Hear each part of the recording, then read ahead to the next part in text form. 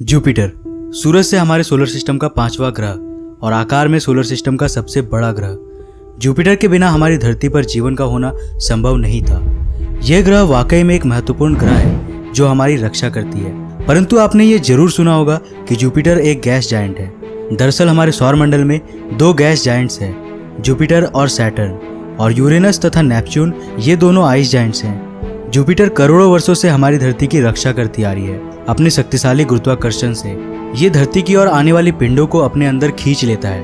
परंतु क्या आप जानते हैं क्या होता है जब जुपिटर को रेडार टेलीस्कोप के द्वारा देखा जाता है? ये अदृश्य हो जाता है, ऐसा मानो कि जुपिटर वहाँ है ही नहीं। जुपिटर के सारे मून्स हमें नॉर्मली दिखाई देते हैं, परंतु जुपिटर हमें नहीं दिखता।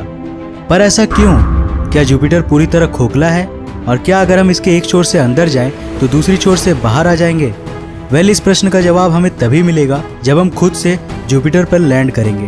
तो चलिए आज हम चलते हैं जुपिटर के करीब और जानते हैं कि क्या होगा अगर हम जुपिटर के अंदर छलांग लगाते हैं। तो हेलो गाइस, मैं हूं कौशिक और आइए शुरू करते हैं आज के इस एपिसोड को। 7 जनवरी सन 1610 को जब इटालियन एस्ट्रोनॉमर गैलीलियो गैलीलेई ने अपने टेलीस्कोप को जुपिटर की ओर केंद्रित किया, तब उन्होंने देखा कि जुपिटर के पास कुल 4 मून्स हैं जो कि जुपिटर का चक्कर काट रहे हैं। इससे गैलीलियो को यह आभास हुआ कि हमारी पृथ्वी असल में केंद्र नहीं है, बल्कि अंतरिक्ष में प्रत्येक ऑब्जेक्ट एक दूसरे ऑब्जेक्ट का चक्कर लगाता है। जुपिटर आकार में बहुत ही बड़ा है। इसका मास सूरज के मास का 1/1000वां हिस्सा है, लेकिन सौरमंडल के बाकी सभी ग्रहों के मास को जोड़ने पर भी इसका मास उस संयुक्त मास का 2.5 गुना है। यानी जुपिटर अन्य सभी ग्रहों की तुलना में काफी बड़ा है। इसके अंदर करीब 1300 पृथ्वियां आसानी से समा सकती है। जुपिटर के इतने बड़े आकार और अद्भुत गुरुत्वाकर्षण ने हमारा ध्यान हमेशा से ही अपनी ओर आकर्षित किया है, परंतु इसे अच्छी तरह से जानने के लिए हमारा इसके करीब जाना बहुत जरूरी था, क्योंकि किसी भी वस्तु की अच्छी तरह से पढ़ाई करने के लिए उसे करीब से देखना बहुत जरूरी होता है। तो इसी वजह से मनुष्य भी जुपिटर को करीब से देखने की तैयारी में लग गए और फिर फाइनली 18 अक्टूबर 1989 को गैलीलियो स्पेसक्राफ्ट को लॉन्च किया गया। वो स्पेसक्राफ्ट जिसे खास तौर पर जुपिटर को करीब से जानने के लिए बनाया गया था। 7 दिसंबर 1995 को गैलीलियो स्पेसक्राफ्ट जुपिटर के ऑर्बिट में दाखिल हुआ, जुपिटर के शक्तिशाली मैग्नेटिक फील्ड के अंदर। जुपिटर का मैग्नेटोस्फीयर अपने आप में एक करिश्मा है। इसे पहली बार पायोनियर 10 स्पेसक्राफ्ट के जरिए साल 1973 को ऑब्जर्व किया गया था। इसके बाद साल 1979 को वॉयेजर स्पेसक्राफ्ट जुपिटर के करीब से गुजरा और हमें इससे इसके मैग्नेटिक फील्ड की अच्छी जानकारी मिली। हमें पता चला कि जुपिटर का मैग्नेटिक फील्ड हमारे अनुमान की तुलना में काफ़ी बड़ा है। इसका मैग्नेटिक फील्ड सूरज की तरफ करीब 70 लाख किलोमीटर के रेडियस में फैला हुआ है और सूरज से उल्टे तरफ यानी इसके ऑपोजिट डायरेक्शन में करीब सैटर्न के ऑर्बिट तक फैला हुआ है। ये मैग्नेटिक फील्ड सूरज से आने वाले सोलर विंड्स को रोकता है। जुपिटर के मैग्नेटोस्फीयर के साथ साथ वॉयेजर मिशन में हमें ये पता चला कि जुपिटर का एक मून ऐसा भी है जो गर्म लावा में तप रहा है और वहीं दूसरा मून अत्यंत ठंड मोटे बर्फ के परत से ढका हुआ है।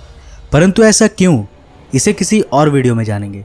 लेकिन जुपिटर के मैग्नेटोस्फीयर ने वैज्ञानिकों को चौंका दिया था।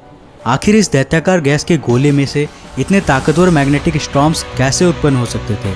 जुपिटर के एटमॉस्फेयर में अप्रॉक्सीमेटली 75% हाइड्रोजन और 24% हीलियम और 6% बाकी के एलिमेंट्स है, जैसे कि methane, ethane, water vapour, ammonia, silicon based compounds, carbon, hydrogen sulphide, neon, oxygen, phosphine और सल्फर। आखिर एक गैस के गोले का मैग्नेटिक फील्ड कैसे हो सकता था? क्या जुपिटर का भी कोई मेटल कोर है? क्या ये सिर्फ गैस का बना हुआ नहीं है? इसे जानना ही गैलीलियो स्पेसक्राफ्ट का मिशन था। साल 1995 में जुपिटर के कक्षा में प्रवेश करते ही गैलीलियो अपने काम में लग गया। गैलीलियो ने हमें जुपिटर के 4 बड़े मून्स यूरोपा, गैनीमीड, आयो, कैलिस्टो को करीबी से दिखाया। इसके जरिए हमने जुपिटर के और भी अन्य चंद्रमाओं को भी देखा। वर्तमान में जुपिटर के पास 79 ज्ञात चंद्रमाएं हैं जिसे खगोलविदों ने खोजा है। जुपिटर को करीब से देखने पर हमें इसमें चलने वाले रंगीन तूफानी बादल देखने को मिलते हैं, जो जुपिटर के रूप को एक आकर्षक रूप देता है। परंतु इस दैत्याकार ग्रह में ये तूफान दिखने में जितने सुंदर लग रहे हैं, वास्तव में उतने ही खतरनाक और जानलेवा है। जुपिटर के बादलों में दिखने वाला ये ग्रेट रेड स्पॉट असल में एक दैत्याकार चक्रवाती तूफान है जो पिछले 350 सालों से जुपिटर के आसमान में चल रहा है। जी हाँ, पिछले 3.5 सेंचुरीज से। और ये चक्रवाती तूफान 250 माइल्स पर आवर यानी करीब 402 किलोमीटर प्रति घंटे की रफ्तार से चल रही है। ये ग्रेट रेड स्पॉट आकार में हमारी पृथ्वी से भी बड़ा है, तो आप सोच सकते हो कि ये सुंदर सा लाल धब्बा कितना खतरनाक है। जुपिटर में ऐसे और भी छोटे रेड स्पॉट्स हैं। जुपिटर हमारे सौरमंडल का सबसे बड़ा प्लैनेट होने के साथ ही साथ सबसे तेज घूर्णन करने वाला प्लैनेट भी है।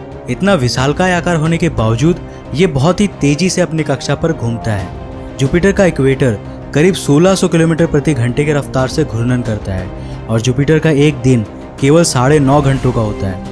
वहीं हमारी धरती का एक दिन 24 घंटों का होता है। तो इसी से आप अंदाजा लगा सकते हैं कि जुपिटर उतना बड़ा होने के बावजूद कितनी तेजी से घूर्णन करता है और जुपिटर का यही घूर्णन इसके वायुमंडल में उथल पुथल पैदा करती है।